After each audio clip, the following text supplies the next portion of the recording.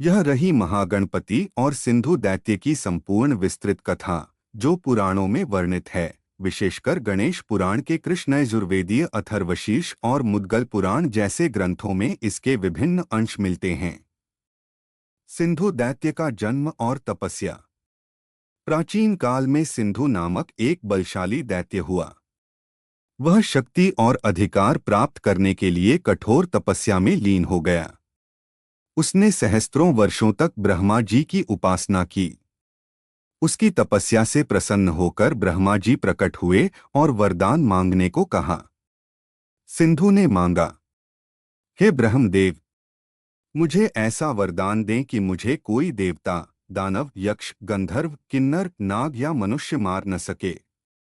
ब्रह्मा जी ने कहा, तथास्तु, परंतु तुम अपने कर्मों के फल से नहीं बच सकोगे।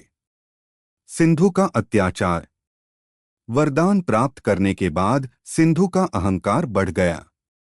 उसने संपूर्ण पृथ्वी पर आक्रमण किया, यज्ञों को विध्वस्त किया, ऋषियों को कष्ट पहुंचाया और स्वर्ग तक को जीत लिया। इंद्र, अग्नि, वरुण, यम सभी देवता हार गए और भागकर शिवलोक गए।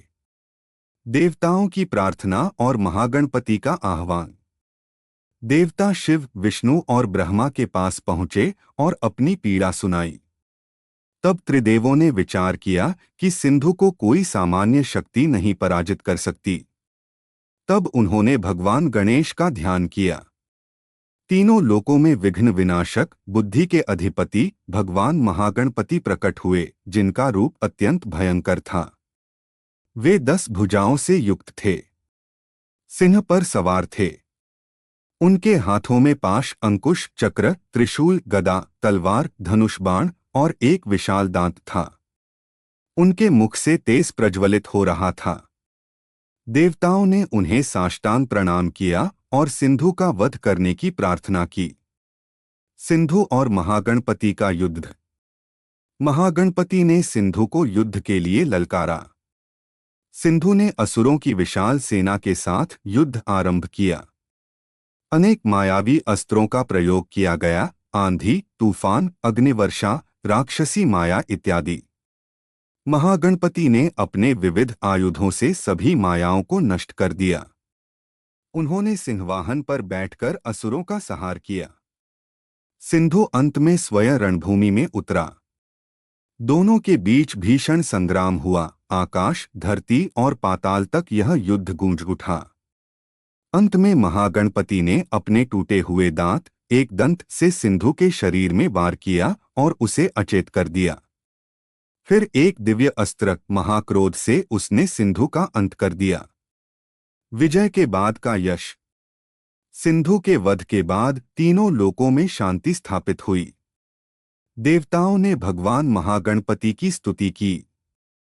आप ही विघ्नहर्ता हैं, आप ही रक्षक हैं, आप ही परम ब्रह्मा हैं।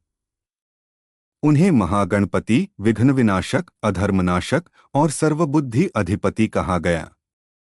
कथा का आध्यात्मिक संदेश। बुद्धि और साहस से सबसे बड़ा संकट भी समाप्त किया जा सकता है। महागणपति केवल शुभारंभ के देवता नहीं, बल्कि धर्म की रक्षा के लिए रौद्र रूप भी धारण करते हैं। अहंकार और अधर्म का अंत निश्चित होता है, चाहे वह कितना भी शक्तिशाली क्यों न हो। अगर वीडियो आपको अच्छा लगा हो तो चैनल को सब्सक्राइब करें, लाइक करें। ऐसे ही वीडियो देखने के लिए बेल आइकन को भी दबा, जिससे जो भी वीडियो डाले आप तक सबसे पहले पहुंचे। धन्यवाद। जय श्री राम, जय श्री कृष्णा, जय श्री गणेश।